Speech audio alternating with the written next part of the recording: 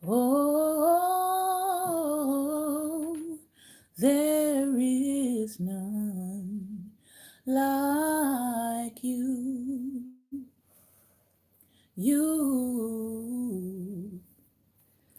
No one else can touch my heart like you do. I can search for all eternity long and find there is none like you. Good evening, good evening, good evening, and welcome, welcome, welcome to Daring Dialogues. I'm your host tonight, Shantae Charles. I hope that you're having a great and wonderful day.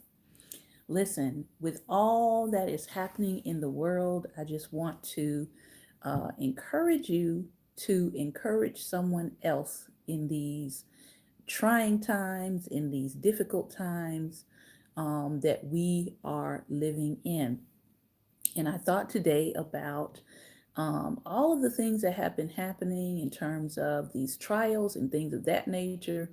And the one thing that I want, especially Black Americans right now, to know is joy in and of itself for us. Joy is a sacred form of resistance, and that you don't want to allow the arbiters of racism to win over your soul, to have control over your soul. And that can happen due to bitterness that can creep into your heart. And so, one thing that I'm encouraging people to do in this moment and in this time is to find something that brings you joy. Find something that brings you joy and engage in that thing. Doesn't mean that you ignore what's happening in our society, but you have to do what will help you have control over what you can control in this moment, right? So I wanted to say that also. Um, also wanted to let you all know that I do have some specials going on right now, which I will put on the YouTube site in the comments, and I will also put them on the in the comments for the podcast. But we do have some specials going on. I have a special with our merch store for 10% off of everything on the site. And then also, I just dropped a course last night, and people are already signing up for it. And that course is on God Ideas, God-ideas.thinkific.com. And the course is entitled Soul Freedom. It is a course that I have already shared and taught and gone through with an inaugural group of students through that course, and we have covered 26 different components that we looked at that deals with getting free of elements that are trying to control your life and to control your soul and to control your ability to move forward.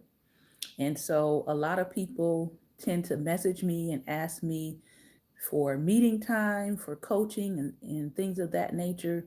Well, now I have a on-demand course, which is actually me teaching 32 different lessons that I believe and I know they work because I've utilized them myself and I've taken the time to apply them to my own life. And so I know that what I've taught works and is transformative. So if you're interested in that course, I will drop it into the description tonight on the YouTube channel as well as the podcast. So I did want to let you all know that those things are available.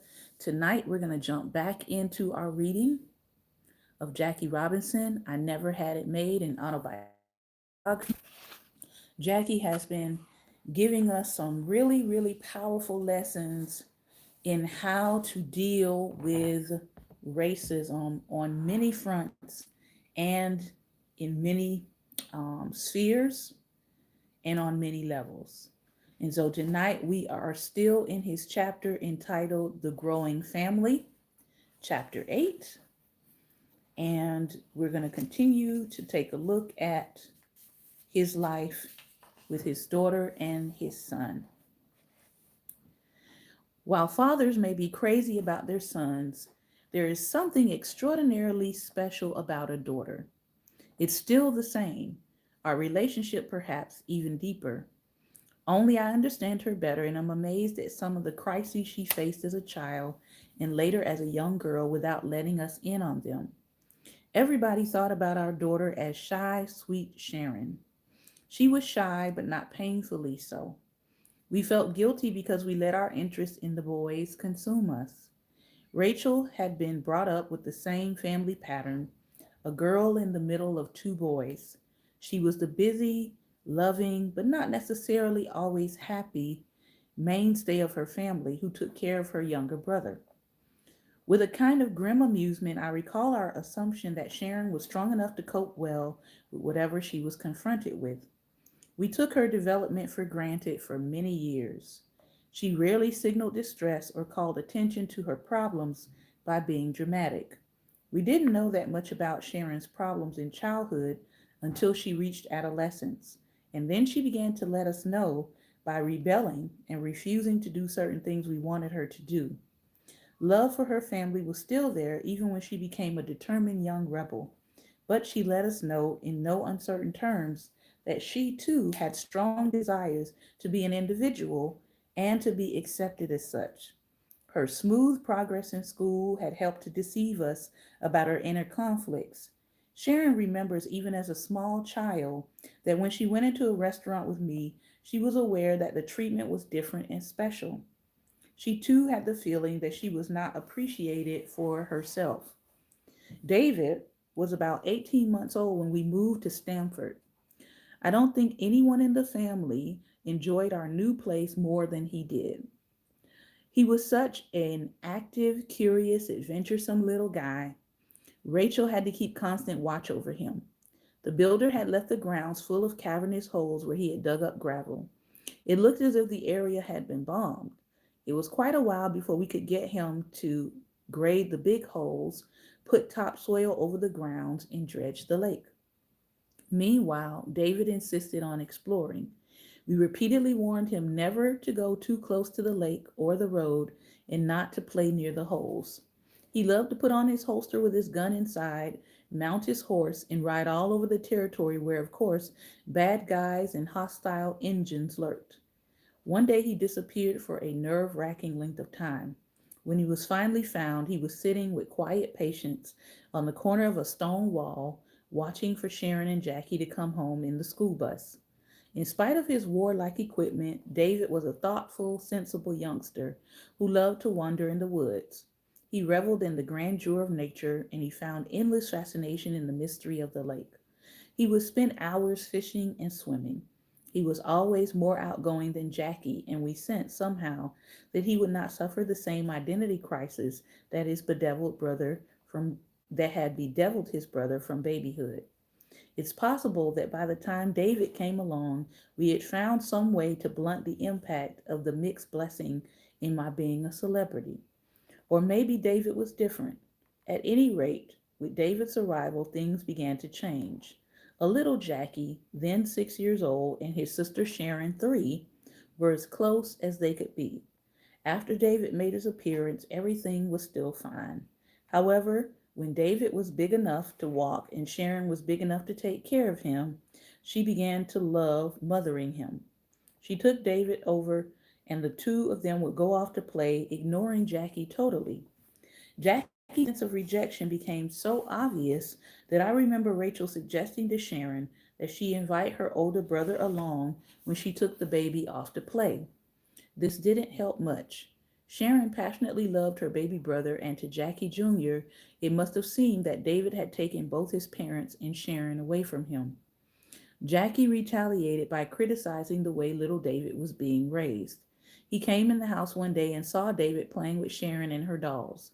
"Hm," Jackie sneered. "You in here playing with dolls when you ought to be out on the front lawn playing football with the boys." David didn't say a word. He put on his hat and snowsuit and marched outside. He had been out there only a few minutes when he came back inside, blood smeared all over his face. Ray didn't know where he had been hurt or how. If he was in pain, he was doing a terrific job of hiding it, and he wasn't making the slightest attempt to wipe off the blood. But he announced to Jackie with tremendous triumph, "Well, I guess you're satisfied now." The nursery school David was attending was all white, giving rise to his first questions about the differences between people of different color and concern with inferiority. He wasn't happy about going to school because at first he had no playmates and he missed the freedom of roaming the grounds. At first, David refused to dance in the rhythms class. David's teacher was perplexed. We knew he did enjoy dancing barefoot at home. What we learned from him, however, was that when he did this at school, some of the kids accused him of having dirty feet. Ray and I had an emergency conference with him and explained that there was nothing wrong with his feet. We were brown people, we explained. We reminded him that we couldn't be dirty because we took regular baths. We wouldn't wash our precious color away if we could. He was happy and reassured by this. He rejoiced in one of those precious childhood friendships with his classmate, Matthew Jameson. Matt and David were best friends. They liked being together, doing things together. One day someone gave them $1. They tore it in half because they liked to share everything. David and Sharon remained very close until Dave went to a private elementary school. Sharon was afraid David was becoming a social and intellectual snob and beginning to look down on her. She didn't like the friends he had acquired. Two of his closest friends came from wealthy families in the neighborhood, people who had horses and huge estates. David dismissed Sharon's condemnation of him as an indication that she was stupid. When they tried to be friendly together, playing games at the table, he would point out how stupid she was and brag that he was much smarter and caught on to things faster. Inevitably, as in every household with children, there were tensions and sometimes quarrels. But Ray and I can look back at this period of our lives as an essentially happy one. Oh, oh, oh. Who doesn't have a family, sibling, disagreement, and rival story to tell? If you're like me, you probably have a few of them. Although, what's interesting is with my younger siblings that I did not grow up with in the house. Um, I met my younger siblings when I think I was 11 years old. So that was the first time that I had found out that I had younger siblings. Um, but we always got along. Like we never argued, which was very interesting.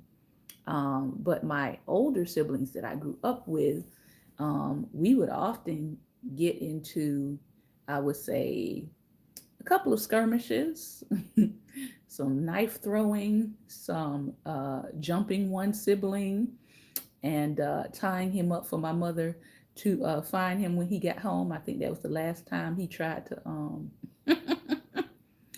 I think that was the last time he tried to raise up at his sisters, and he found out the power of girl power very quickly. Um, but yeah, sibling rivalry, some sibling squabbles, but at the end of the day, um, we definitely had this notion of you don't mess with us. Like we will have arguments and disagreements with each other when we were younger, but we didn't side with other people over our siblings. And so I think that's very against his sister. So we're going into now the ninth chapter, which is called the ninth inning. And Jackie is going to return to telling us about his experience in the league. 2 years had gone by since my stormy meeting with Walter O'Malley in 1952. Although he persisted in making irritating anti-Ricky cracks, we didn't have any trouble until we played a game in Milwaukee. and our team was infuriated by a decision the umpires made. Back in our locker room, we discussed the decision we had caused Pee Wee Reese that had caused Pee Wee Reese to be thrown out of the game. The umpires could hear our conversation since their dressing room was next to ours and the walls in between were not up to the ceiling. Most of the Dodgers were complaining, but the next day I was the only one who received a telegram from Warren Giles, the president of the National League.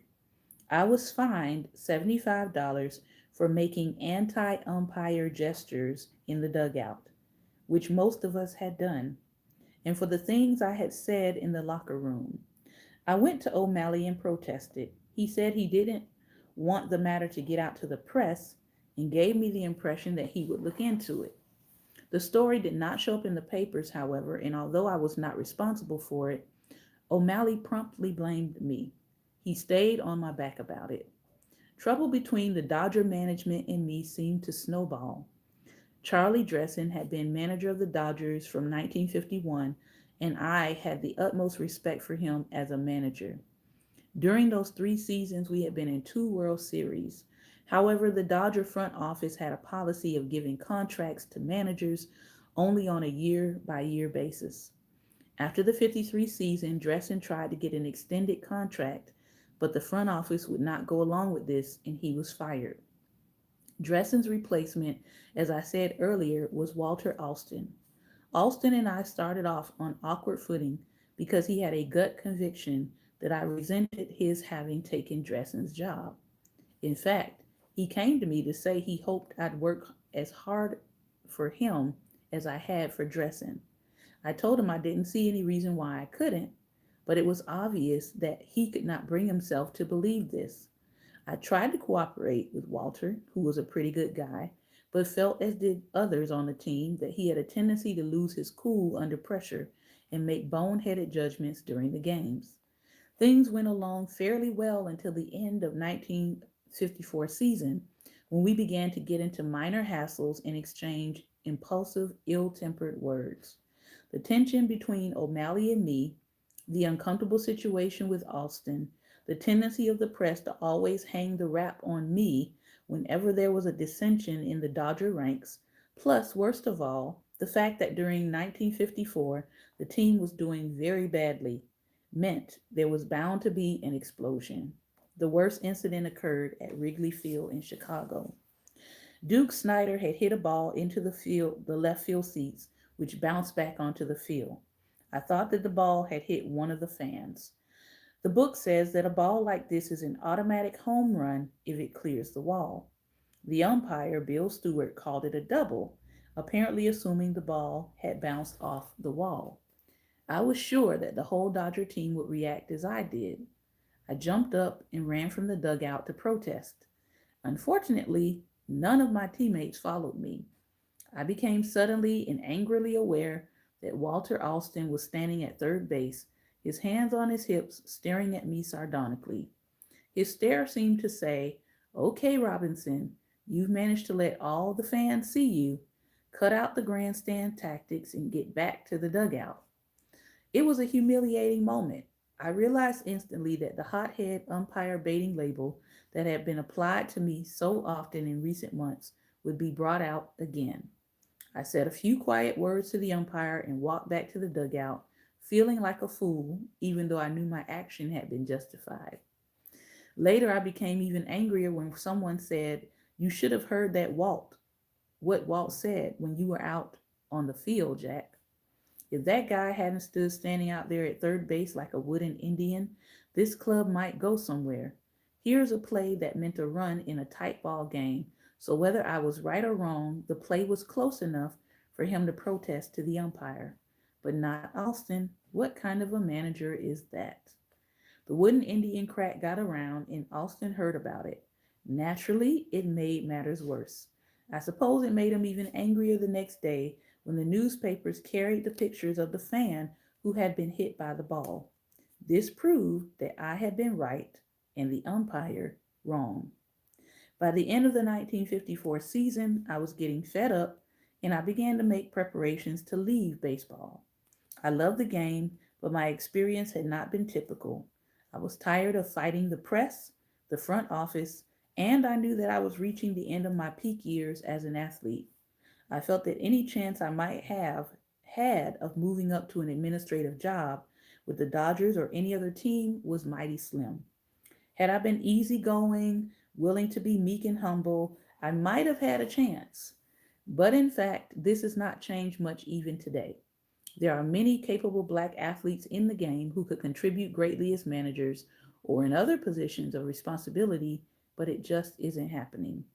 My only hope of finding a job which would be fulfilling as well as financially rewarding seemed to be in private industry.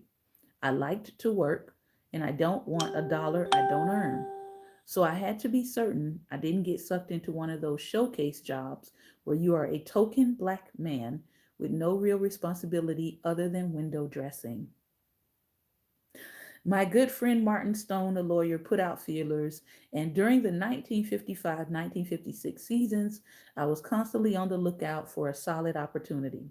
However, I'm glad in a way that I at least stayed through the 1955 season because with all the problems I was to have, one of my greatest thrills was in store. But before that, there were troubles. During exhibition games, Alston started making me spend a lot of time on the bench. One day I would play, and the next I would sit on the sidelines.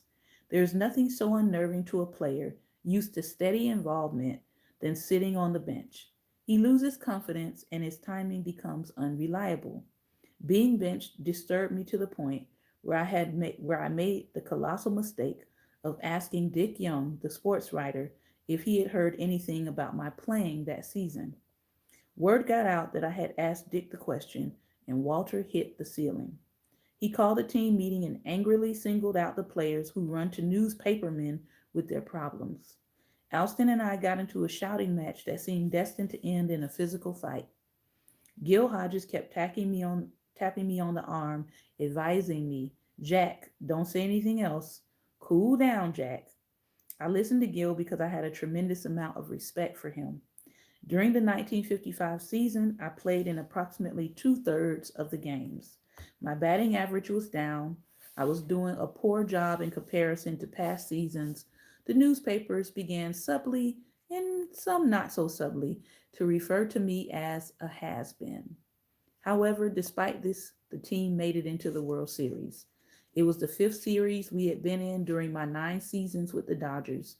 We had only been in only a total of 7 since 1905, and we had never won one.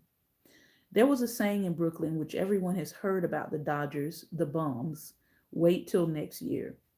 Well, here we were in our 7th World Series in 50 years, and there was hope that this would be the year.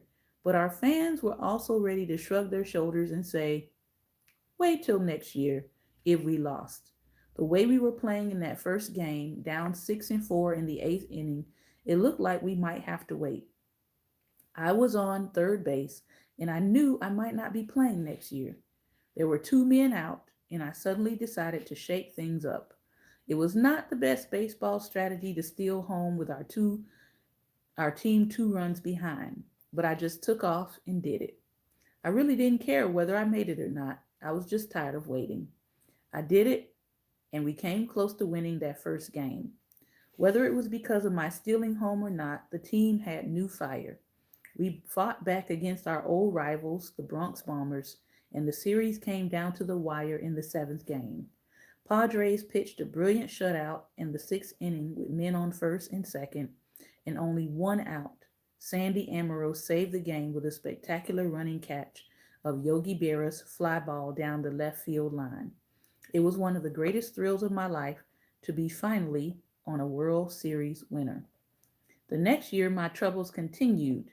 I was benched a lot. My average was down, and it was obviously time to leave the game. 2 things happened that year which clinched the decision. I met Bill Black of Chock full of Nuts. We took to each other, and negotiations began for me to become vice president in the company when I retired from baseball. Also,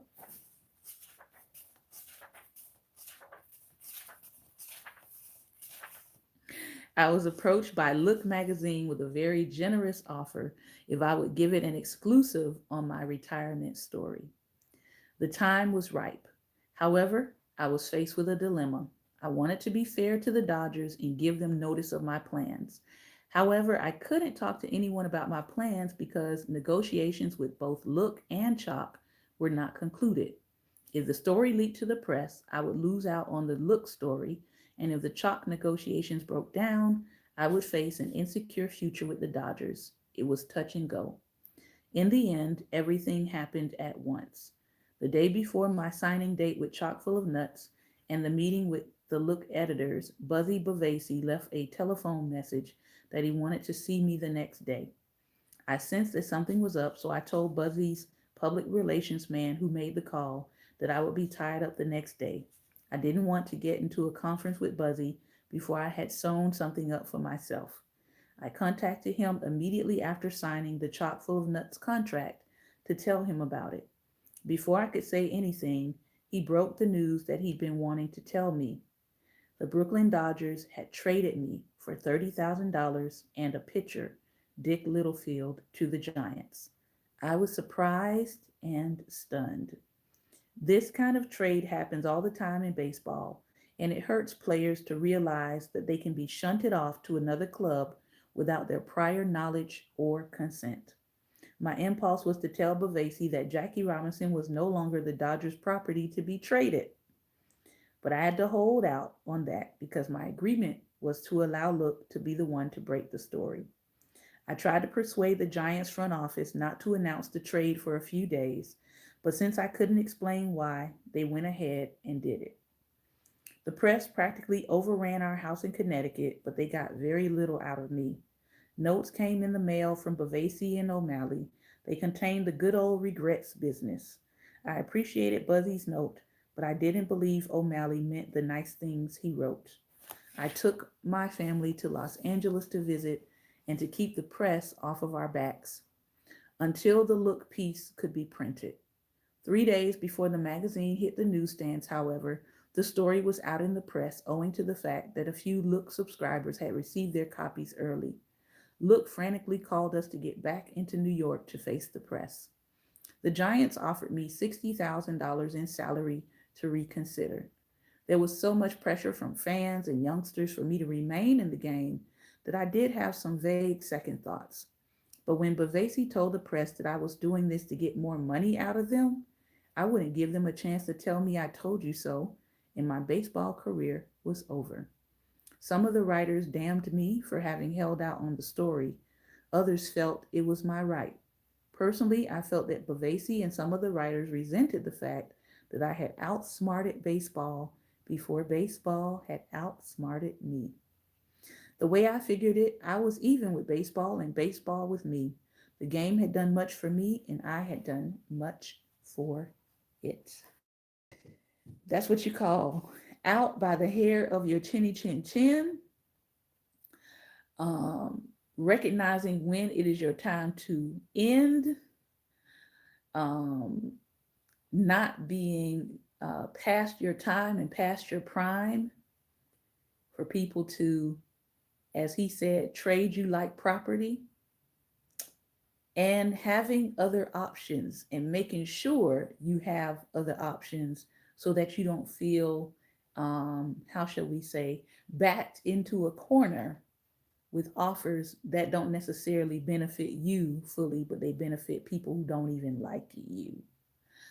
So when we jump back into this book next week, we'll be in the second half of this book called After the Ball Game.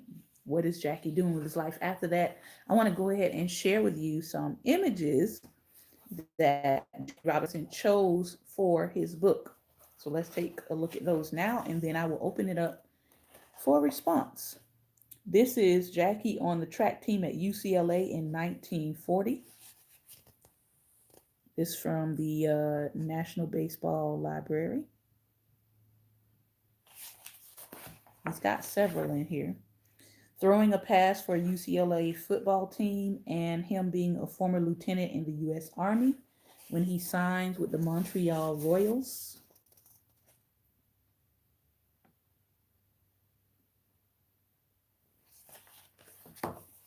Let's see. exhibiting his slugging form while trying out for the Montreal club at the Florida training camp. Dodgers. And I'll bring those a little bit closer so you all can see.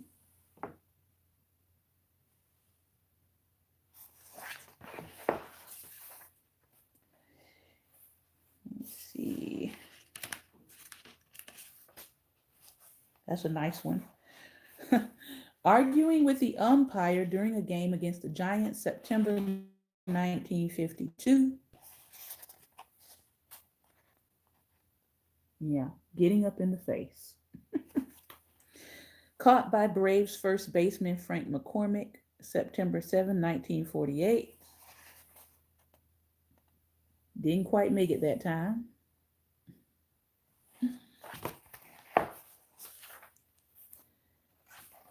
Him and his colleagues, Johnny Jorgensen, Pee Wee Reese, Eddie Stanky, and Jackie himself.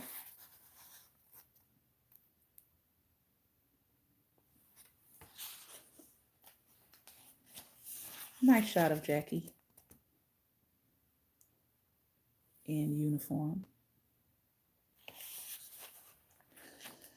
And lastly, oh no, a couple more.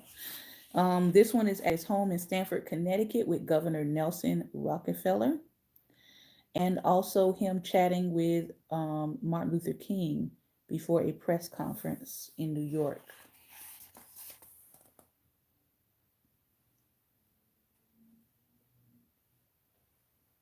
Yeah.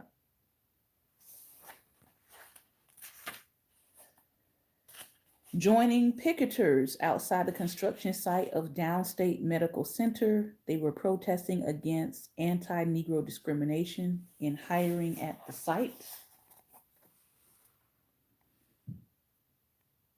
So he did join some protests.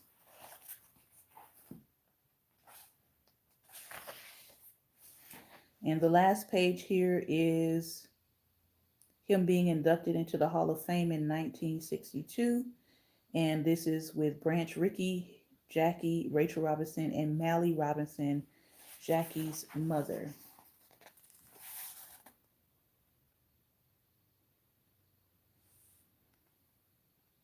All right. So if you would like to comment on Jackie's ninth inning or his relationship with his children and recognizing the needs of his children, you can feel free to join me. If you have intentions to join, just let me know in the comment section. But I'm motivated. I am definitely motivated by the last chapter. And one of those motivations is knowing when to hold them, knowing when to fold them, and knowing when to walk away. When what you're doing is no longer serving your life. This year, I've had to walk away from a lot of things that don't serve my life to free up my time and to create the curriculum and the programs that I want to see occurring. Lady Barbara, I saw your request, but then it popped off. So if you're planning to come in, let me know. So it's that's the encouragement for me, to know when it is time and to be discerning enough to not let people use you up until you have nothing left of yourself to give. You have no left to give to future projects. You have no energy left to give to your family, right? You're just kind of on the grind, on the grind, on the grind. Good evening, Lady Barbara. Good evening. How are you? I'm fantastic. I didn't get all of everything that I didn't, but I like the part because you mentioned something about before about Issa Rae, and the part was like moving in silence. Mm-hmm. And so I like that part because he had other things lined up before ending his career. and they were planning their strategy to move him to another team, and not knowing that he already had chock full of nut. Chock full of nut used to be some good coffee too. And Look magazine. So he had things lined up to carry him on, because I was listening to, as you were reading, he was saying he didn't want to end up being tokenism and taken into certain places as just window dressing, So I thought that was so powerful, that he had things lined up. And then the other part of it was, he said they had started to say he's a has-been and it's over. So he knew, when it was time to move on. And just to think about going back, how he was gifted, and he was a talented baseball player. He also played football. But to think about when he was saying he was benched for like 2/3 of those games, which would take you out of rhythm. So that was like purposely set up to more like sabotage your career. And to start the buzzword of saying, yeah, well, he'd lost it. So it was just, to think about, all the things that he was a trailblazer, but all the things that he went through to get there. What especially Jackie had to go through, being the oldest in the environment, and then looking at David, how he was able to adjust, more so, and go through certain things, but just being, and maybe it was because he had the two older ones there, and he knew how to, he loved his sister, and they had a good relationship, so he kind of just knew how to move around with people. Yeah, I think to me it shows the varying personalities of his children too, and understanding that each child is going to have its own personality. And the way that you raise one child may not work for your other children because of their disposition, or because of their abilities, right? Or because of the environment that they're growing up in. Like each one of his children had some slight variations to their environment because of their moving around. So all of their children weren't getting the same environmental experience either, too. So that is something to think about. But going back to what you said about, you brought up a really good point just then about how Jackie was labeled a has-been, but there were some underlying things that were kind of moving that label along, giving you less playtime, right? Yes. Your teammates no longer really coming to agree with what you agree with in terms of who's right and who's wrong on the field. Like he said, he ran out there to protest something on behalf of the team, but he looked back and the team wasn't with him. And I think that's powerful in and of itself. Of, are you aware, right, of when people have decided to withdraw their support from you? Are you aware, or are you paying attention enough to see when people's support of you is waning? Like he's talking about it because he's becoming aware. He's showing us by his words that he's aware that the support is waning. And as that support wanes, and as more players at that point were coming into the league, it became less necessary for them to keep him there, because he had, quote unquote, accomplished what they set out to accomplish through him. And the person that brought him along and believed in him had left that club anyway. So it was like, now that the person who brought you in to start this revolution is gone, we don't really see the value in what you brought Okay. to the team. We don't really see it. Uh-huh. So all of that is some good lessons to kind of just dig into. Like, do you have The do you have the support? the Um, locker room yeah, too. yeah. And when you realize that you're gonna be consistently Blame. scapegoated as the person, right? Like he said, he got tired of fighting. Yes.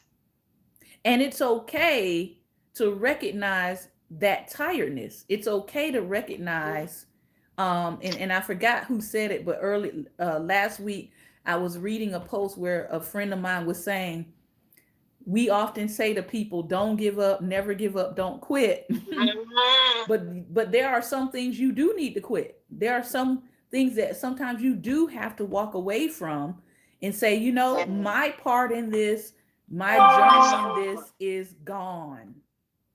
Over. It's over, it's done, it's served its purpose. Mhm. um and another friend of mine posted, you know, learn how to, let's practice the art of leaving a situation and walking away from a situation without demonizing who we walked away from, Exactly. and who and Exactly. how we ended that relationship. Mhm. So it Mhm. didn't have to be, you know, like he moved on. He didn't do a whole like bash piece on how horrible everybody was. And he said, No. I'm gonna save that. For my I'm a, autobiography, I'm, and it would tell it all. I'm gonna take my I'm not gonna pain. be. I'm gonna take my pain and make it rain. Yeah. Yes. Exactly. I'm not gonna Because give it. I'm not gonna give it to you in the press for the press to yeah, in benefit bits from and it pieces. Yeah. It was and bits and if I give twist it to my you, words. yeah. But Uh-huh. I am going to express what happened, but I don't have to Yeah. completely demolish and tear Yeah. you down and tear down the organization. Mhm. This is my story. Yeah. This is my perspective. And like he said, Yes. I had a good run with baseball. No, I and felt baseball was like, new to me. right. Uh-huh. He said, I'm going to go back to his words. Uh-huh. He said, where is it? He Baseball said I did was much for the even. He said I was even with uh-huh. baseball, and baseball was Uh-huh. even with me. The game had With done much me. for me, and I Mhm. had done much for it. Much for the game. I So, like that. Yeah. do we know when Uh-huh. to call it even in our life? Jesus. Do Ooh. we know when to call it even? Or do we My God. stay in situations trying to milk it? Or do we allow situations to milk us to the Mm, point where that's when we good. leave, we don't have anything else to offer anyone else Because you because we are just either too tired, wore too out. wore out, mentally wore out, or mentally Mhm. incapacitated, or physically incapacitated to the point where we can't do anything else It's beyond true. that one thing. Mm. And I so appreciate his Mm. life, especially being a descendant, because there's so many lessons that he's packed in here It is. about needing to, number one, tell your own story. Exactly. I was talking to who was it today? Larry Reed Live, right? He's getting ready to release his part one, I think, of his documentary series on his life. It's coming out tonight on both YouTube and I think Facebook. But Uh-huh. I said to him, congratulations to you because you are telling your own story, Story. and you're telling it while you're alive and And while you nobody have the ability to own your own story and own creative control over how you want your image to be perceived. exactly. Because so many people wait Mm. until they are no longer here, and then someone else is in control of your image, they're in control of your story, they're in control of your mind and your thoughts. That's why I'm glad for these conversations, the podcast, the YouTube, the IG. I'm glad for these because should I depart this earth, there's enough footage where Yeah. people know what I thought, how I felt, and there's enough evidence of who I was Yes. footprinted in the earth. And so I congratulated him and I said, hats off because you are choosing to Yeah. tell your story while you're still alive, to have input and creative control over how you're seen in the earth. Same thing Yes. with the King Richard film, right?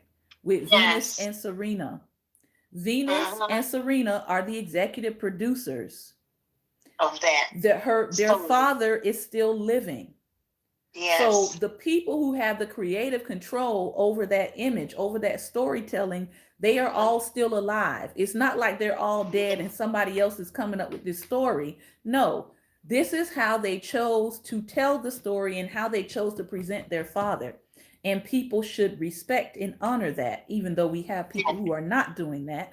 The reality is, this is how they want to portray their father. Yes. And you know what?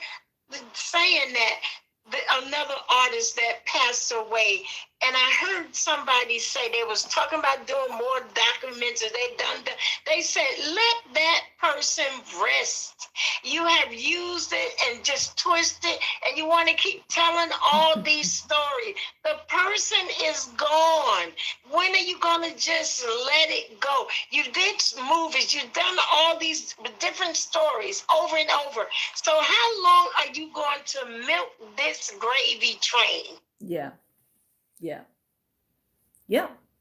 So, And even with Jackie, he put out his own movie about himself and starred in his own movie way before Chadwick's that, version. And even with that version, they had to get Rachel Robinson's permission. to He do sat that. down with her and met with her. So again, it wasn't just an arbitrary Uh-huh. portrayal of him. Uh-huh. And so I think that too is something that we can learn. Yes. You don't have to stay in a place if you're making the right decisions moving forward, right? If Uh-huh. you're planning for your future, you don't have to just take what's being handed to you. For you. And it's okay to move on. Uh-huh. It's okay to call it even Uh-huh. and move on to something else. So, Yes. final thoughts, Lady Barbara? I'm just loving Jackie Roberts and his truth and his story. I really am, because a lot of things, we know he went through a lot, but the story that he left and on his own, and his own writing, his own experience, could nobody else tell it the way he's telling it, because he lived it. So I just appreciate you sharing that, Yeah. his life. Yeah. I mean, I appreciate it because we often, in this country anyway, discount the experiences of Black men. And maybe from this one, maybe because I also have Richard Wilson's autobiography, Serena Williams, the Venus and Serena's father's autobiography. I have that as well. And the film is supposed to be based on parts of that autobiography, the one he wrote. So we may start reading that next because I love us. I Yeah. love us, but we have a tendency to sometimes allow this society to say that the voices and experiences of Black men in particular are not really, should be elevated. Uh-huh. And I understand that as a Black woman, I want us to have our place in society. Exactly. At the same time, I am not willing to say our place in society should supersede our counterpart. Amen. Mm-hmm. I'm not with that program. I'm just not. No. I believe we need to hear Black Yeah. men tell their experiences, and I believe we need to hear Black women tell their Exactly. experiences. So, Mm-hmm. um, thank you, Lady Barbara. Thank you for sharing. Thank you. I appreciate you. This has been another episode of Daring Dialogues, and I've been your host tonight, Shantae Charles. I want to thank you for your time and your attention. If you came in late, please hit the replay. I did share some information at the start about some deals that I have. The Soul Freedom curriculum. Those of you, Lady Barbara was an alumni of our first round of teaching. That is now a on-demand course That's because I great. wanted to open it up to more people. People are usually messaging me, asking me, hey, do you have time to coach me? And so this is my opportunity to coach you on demand. You get 32 Yes. sessions with me That's great. for under $100. And I believe it's worth it. I believe It that. is. I believe it's worth it.